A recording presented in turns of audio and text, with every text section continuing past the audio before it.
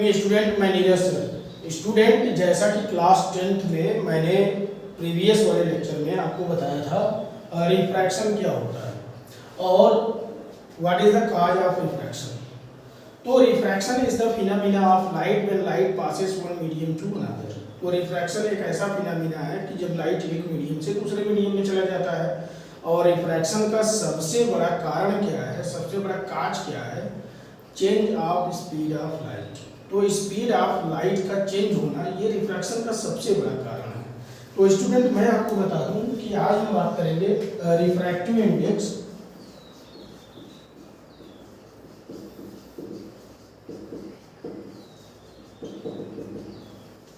तो student, refractive index क्या होता है? तो refractive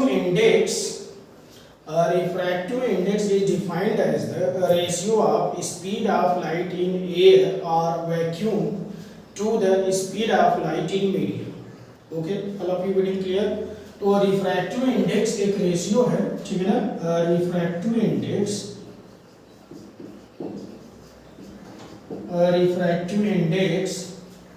is defined as the ratio of speed of light in air to speed of light in medium. Okay, all of you getting clear? तो देखो बेटा, refractive index कैसे denote किया जाता है। तो रिफ्रैक्टिव इंडेक्स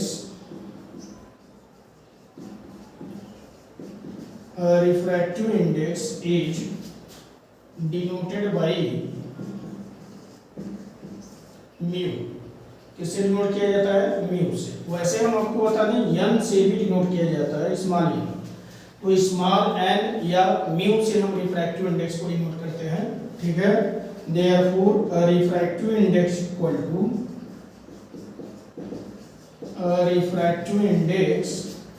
जिसे स्मॉल एन या म्यू, आप दोनों में से कोई एक कर सकते हैं, चाहे स्मॉल एन कहिए चाहे म्यू कहिए, ठीक है।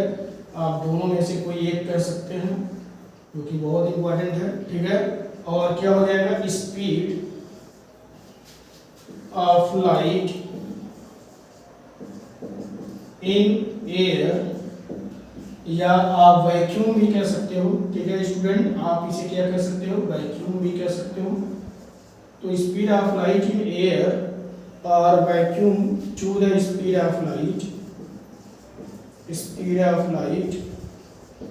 इन मीडियम। तो स्टूडेंट, आपने देखा कि रिफ्रैक्टिव इंडेक्स एक रेशियो है जो किसके किसके बीच का है? Speed of light in air to the speed of light in medium, ठीक है।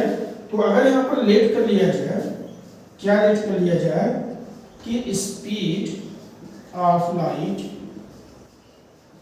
इन एयर, तो वो क्या है? वो कांस्टेंट होता है, तो वो c है, क्योंकि एयर में कांस्टेंट होता है। And speed of light in medium में क्या होता है? वो भी होता है, ठीक है, क्योंकि वहां वेरिएबल है। तो देयरफॉर तो n बराबर क्या हो गया स्टूडेंट? तो इसका मतलब c अपान में v। तो आपने देखा कि n इक्वल टू क्या हो गया? c अपान में v। Refractive index equal to c upon में v। आपको एक खास बात बता दें, रिफ्रैक्टिव इंडेक्स की कोई यूनिट नहीं होता है, ठीक है ना। तो एक खास बात यहाँ पर नोट पॉइंट ये ध्यान देना है स्टूडेंट कि इट हैज यूनिटलेस। तो रिफ्रैक्टिव इंडेक्स यूनिटलेस क्वांटिटी है। कैसा क्वांटिटी है? यूनिटलेस क्वांटिटी है। All of you getting clear? तो फिर से एक बार समझते हैं। देखिए, इस पूरे चैप्टर में हमने अभी तक जो स्टार्ट किया है, हमने रिफ्रैक्शन ऑफ लाइट स्टार्ट किया स्टूडेंट, और बहुत बेहतरीन तरीके से मैं आपको बता रहा हूँ। जैसा कि प्रीवियस वाले लेक्चर में हमने बताया था कि refraction of light is the phenomena of light when light passes one medium to another medium. All of you getting clear?